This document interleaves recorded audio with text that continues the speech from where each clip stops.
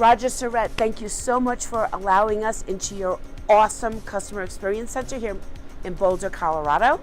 And we're going to look at some applications that the print customers and the designers out there might find really interesting. What are the first ones we're going to review?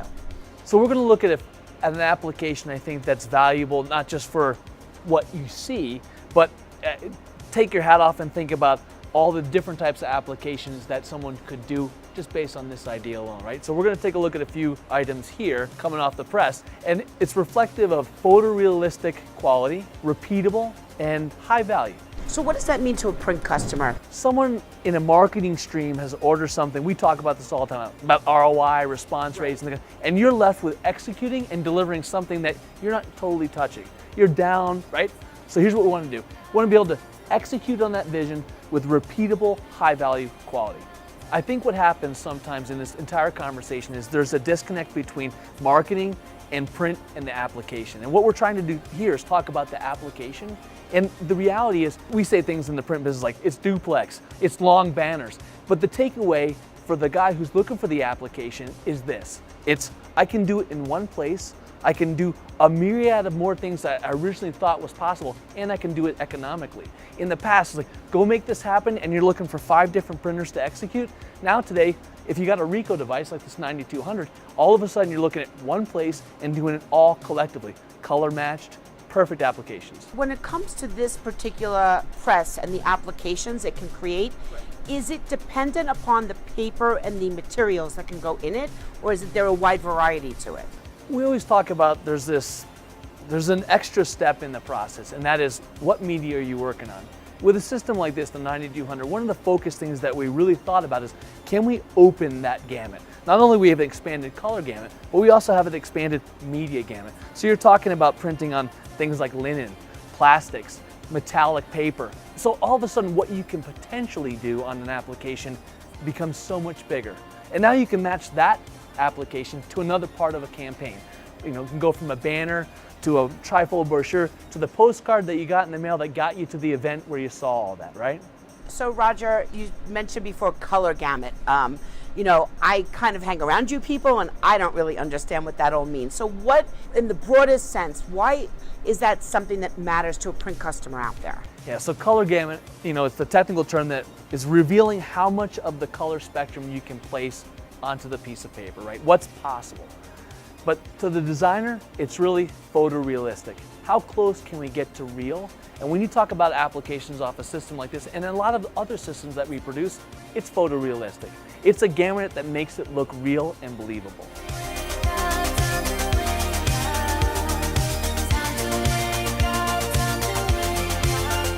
All over social media, your team is awesome and they've been sharing 5th Colored Friday. What does that mean?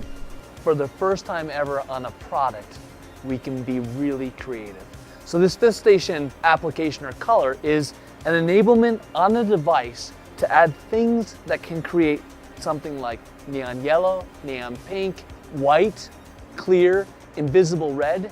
When you think about that from just an application standpoint, like, wow, that's really cool. But the result is what you can now be creatively creating out in the market differentiates anything that you thought about previously. So as far as for the design community watching this video, is it complicated to use this 5th station, or is it just another layer in their files? We get that question a lot. And sometimes I think it's a barrier because we just don't understand it's a pretty simple process. One, it's just an additional layer in the file, or we can do it in process. Simple, you select what you want to do, we make it happen on the engine. So you mentioned neon yellow and pink, and I believe I saw an orange, but I saw really cool samples of white ink. Is that in the 5th station as well? It is. Yeah. White isn't a color you can produce. And what's interesting about the white is it creates an option that you could do white at the beginning and do overlay on top of that, or you could finish with white on top, which leads you to this ability to be able to print on colored media or to print on a clear window cling. Now you've got an application on a clear window cling that has all the color gamuts present. The one additional feature to that is you can make awesome looking prints. So Roger, something that is really exciting that you guys do, and you actually helped me with it at Print 18, is security printing, which is basically invisible ink that shows up with a light. Even though many of the print customers out there might not use it for security printing, it's a really cool application. Can you talk a little bit about that? So, it's easy to talk about from a security aspect why that's important, but one of the things that we see people using it for is additional information in a unique experience. So the one I always think about is someone came through and they had a nightclub, and you're in the nightclub with your ticket that you got in, and then under the black lights, you could see an additional advertisement for a free drink, or some people got coupons to go to an additional after-party event. So there was this way to create this deeper investment into the media piece. It was a really cool way to apply that, just outside the security aspect. I mean, and the print industry is always saying, the thing that sets us apart is that we're tactile.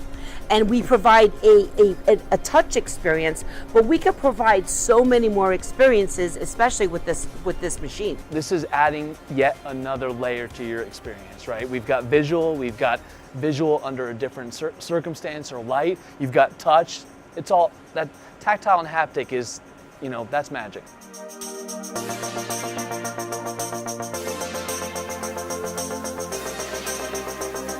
So Roger, we're standing in front of an inkjet press. Why do the print customers care about inkjet? What is it?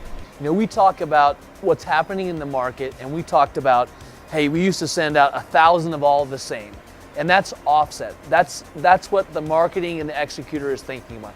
But what you really want to start talking about today is versioning. One by one, or groups of one, or groups of many, where you can, as the advertiser or the person looking to get response, they can start being more targeted. And you're not going to do that on offset.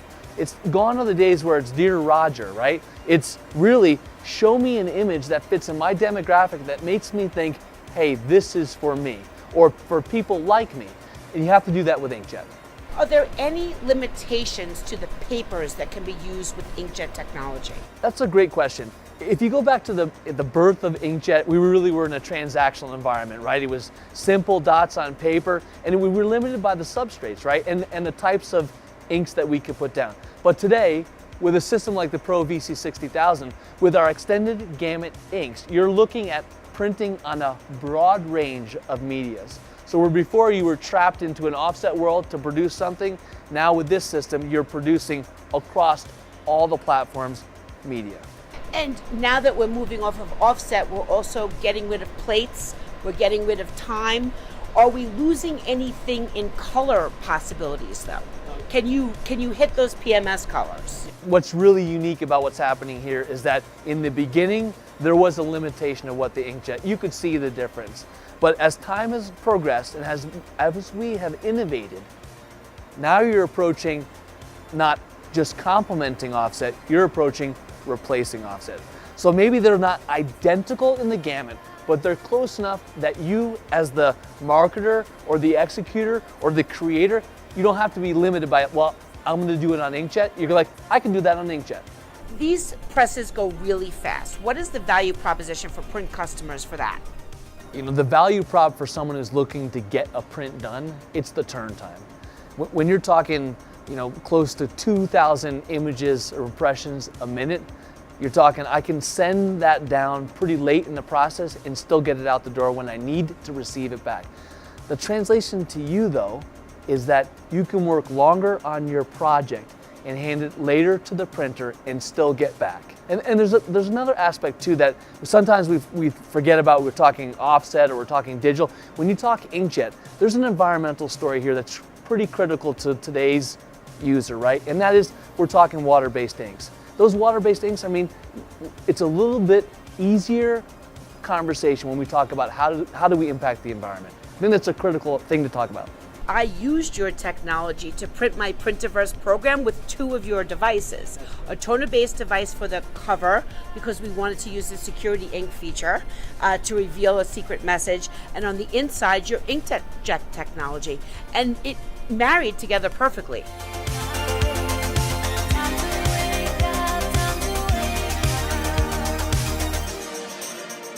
By far, the biggest advancements in printing have got to be in the applications that are possible with wide format equipment. They are so cool, and really print customers are not aware of what is possible. What are some of the things possible if they seek out a Ricoh device? What you can print on blows you away.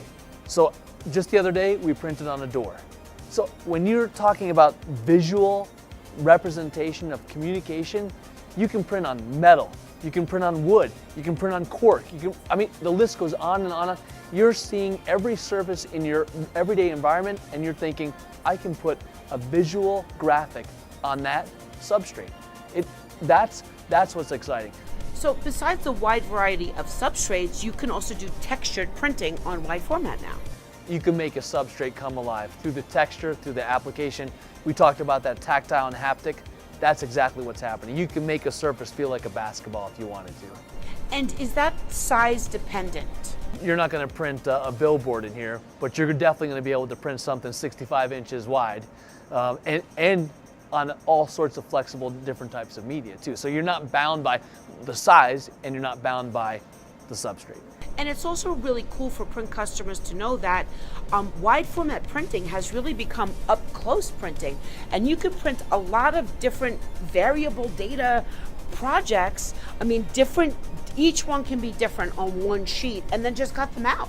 Absolutely. We think of, a large banner, and that's one. No, Right. there could be multiple signs within that, and you can then use a colex system or something like that to separate those pieces. Now you have multiple pieces.